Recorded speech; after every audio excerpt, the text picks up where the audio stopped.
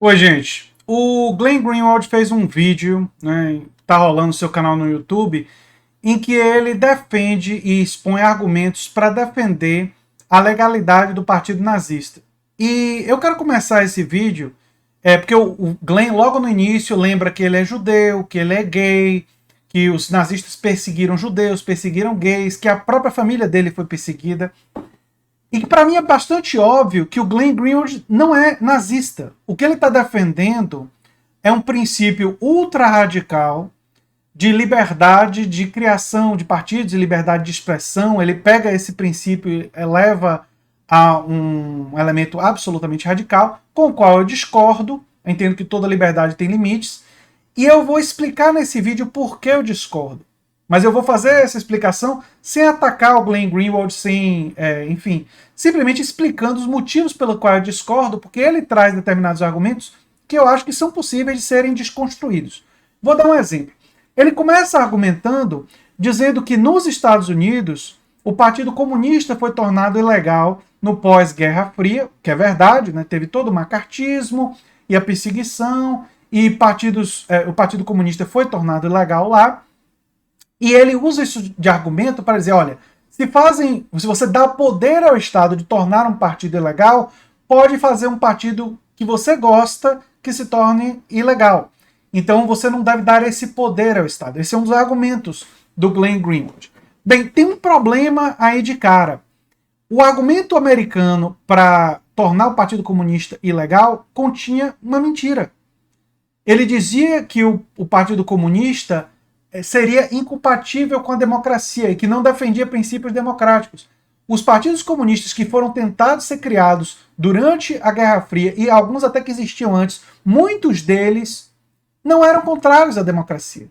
Então, está na base do que foi feito lá nos Estados Unidos um rompimento, uma mentira para produzir a proibição. Não é? Quando a gente examina o nazismo, não existe essa mentira.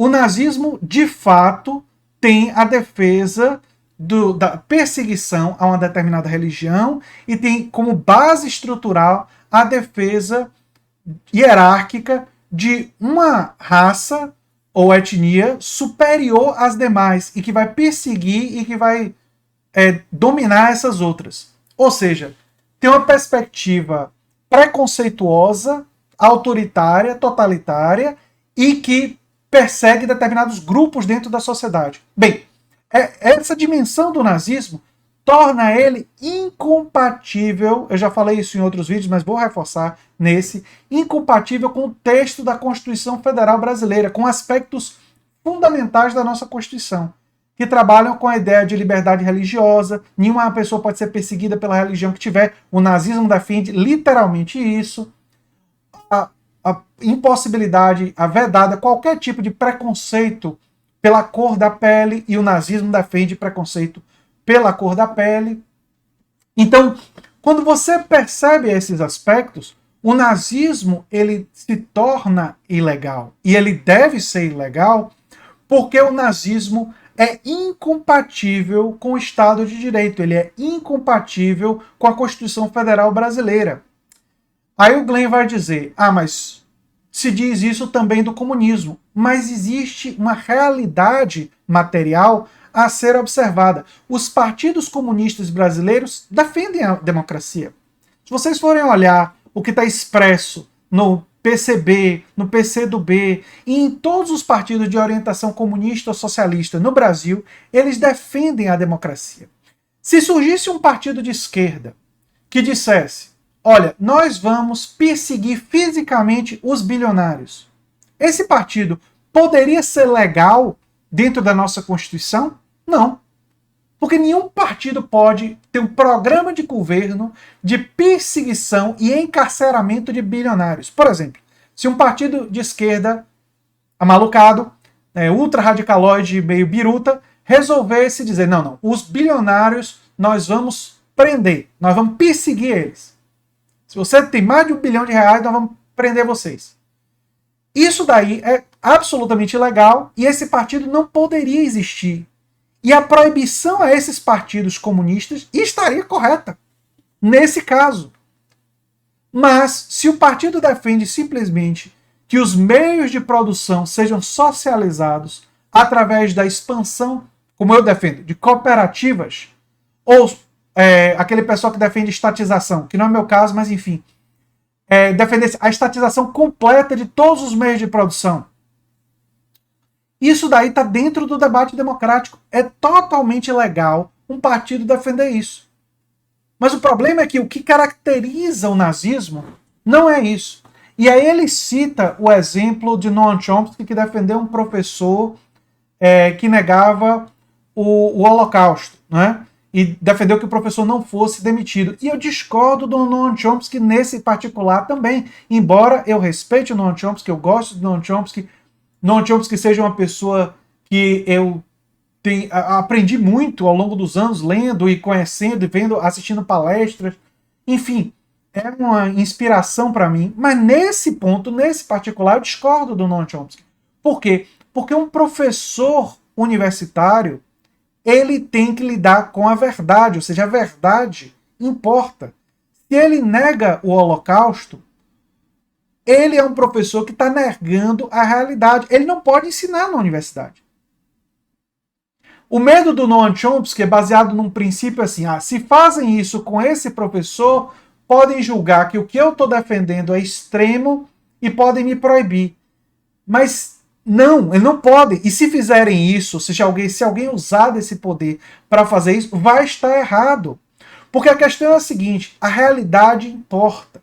Se você está defendendo uma coisa que simplesmente não é falsa ou verdadeira, mas é polêmica, como, por exemplo, o Noam Chomsky defender a expansão do controle cooperativo anarquista, ele é um anarquista, o Noam Chomsky.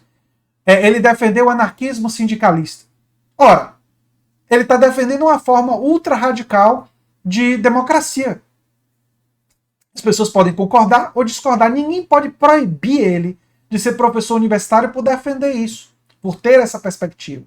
Agora, se o Noam Chomsky começasse a dizer que coisas que aconteceram não aconteceram, ele não poderia ser professor do MIT.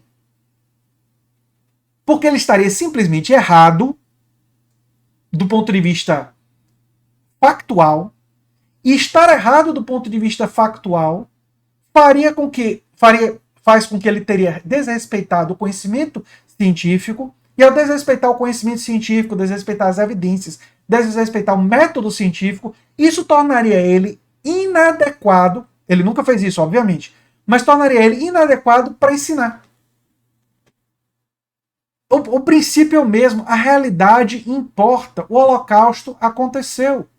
Os nazistas defendem princípios que contrariam a Constituição. Aí pode ter alguém dizendo assim, mas aí alguém poderia dizer, mas André, os comunistas falam na extinção da propriedade privada e a Constituição fala em garantir a propriedade privada. Aí entra num debate que eu precisaria explicar para as pessoas que os comunistas defendem a extinção da propriedade privada dos meios de produção. Eles não defendem o fim da propriedade privada do livro, do item pessoal. Inclusive, isso é absolutamente claro nos textos de Marx, né? É a propriedade privada dos meios de produção que eles defendem a extinção. E defender isso não é absolutamente, em absoluto, incompatível com a democracia, nem incompatível com a nossa Constituição, né? Enfim, eu precisava fazer esse vídeo para deixar isso claro para as pessoas, né? Defender o que o Glenn defendeu não torna ele um nazista, mas eu divirjo radicalmente da visão dele e expliquei nesse vídeo por que eu divirjo, né? E eu sou um entusiasta da liberdade de expressão, mas tolerar os intolerantes é dar a eles o poder de acabar com a liberdade. É acabar, inclusive, com a liberdade de expressão, que, aliás, foi exatamente isso que os nazistas fizeram quando chegaram ao poder na Alemanha. E as pessoas naquela época na Alemanha deveriam ter, sim, tornado o nazismo ilegal antes dele ascender ao poder. E o erro que eles cometeram custou muito à humanidade. E por isso não devemos cometer esse erro de novo.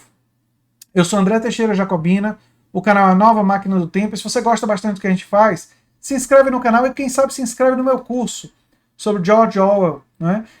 O link vai estar no comentário fixado.